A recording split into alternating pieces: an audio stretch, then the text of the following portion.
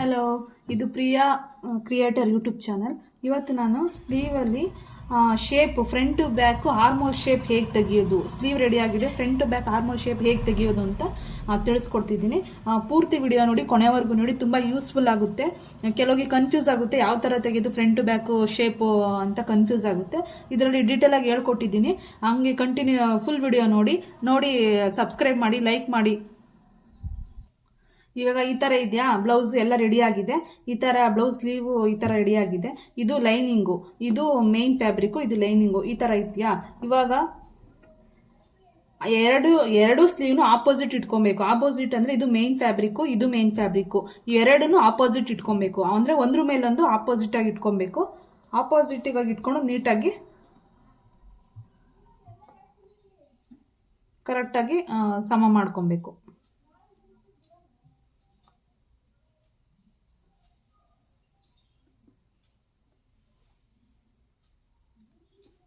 ನೋಡಿ, ಈ ಥರ ನೀಟಾಗಿ ಸಮ ಮಾಡಿಕೊಂಡು ನೋಡಿ, ಸಮ ಮಾಡ್ಕೊಂಡಿದ್ದೀನಿ. ನಾನು ಆಲ್ರೆಡಿ ಸ್ಲೀವ್ ಮೇಲೆ ಮಾರ್ಕ್ ಹಾಕ್ಬೇಕಾದ್ರೆ ಫ್ರಂಟ್ ಬ್ಯಾಕ್ ಸೈಡು ಹಾಕಿದ್ದೀನಿ ಆಲ್ರೆಡಿ. ನೋಡಿ, ಇಲ್ಲಿ ಕಾಣಿಸ್ತಿದೆಯಲ್ಲ, ಇದೇನೆ.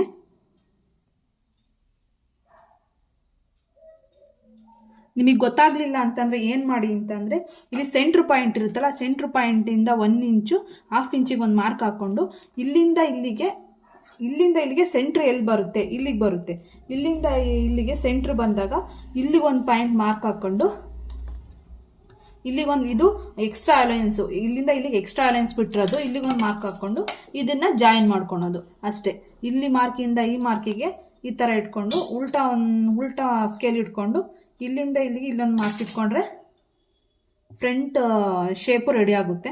ಇದೇ ಥರ ಕೆಳಗಡೆ ಇರೋದಕ್ಕೂ ಮಾರ್ಕ್ ಮಾಡ್ಕೊಬೇಕು. ಅಂದರೆ ಆಪೋಸಿಟ್ ಇಟ್ಕೊಬೇಕು.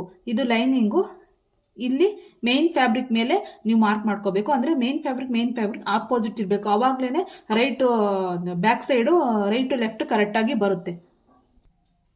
ನೋಡಿ, ಇಲ್ಲಿಗೆ ಮಾರ್ಕ್ ಮಾಡ್ಕೊಂಡಿದ್ದೆ, ಇದಕ್ಕೆ ನಾನು ಇಲ್ಲಿಗೆ ಕನೆಕ್ಟ್ ಮಾಡ್ಕೊತಾ ಇದ್ದೀನಿ. ಬ್ಲೌಸ್ ಎಲ್ಲ ರೆಡಿ ಆದಮೇಲೆ ನೀವು ಈ ಥರ ಮಾಡಿಕೊಂಡ್ರೆ ಪರ್ಫೆಕ್ಟಾಗಿ ನೀಟಾಗಿ ಬರುತ್ತೆ.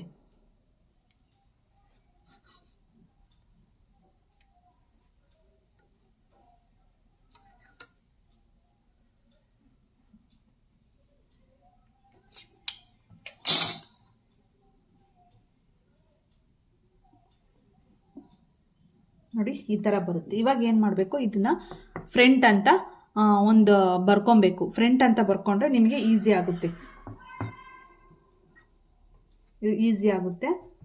ಸರಿ, ಇಲ್ಲೇ ಬರ್ಕೊತೀನಿ, ಹಿಂದೆಗಡೆ ಈಸಿ ಆಗುತ್ತೆ ಫ್ರಂಟ್. ಇವಾಗ ಏನು ಮಾಡಬೇಕಂದ್ರೆ ಇಲ್ಲಿ ಸ್ಟಿಚ್ ಹಾಕೊಬೇಕು.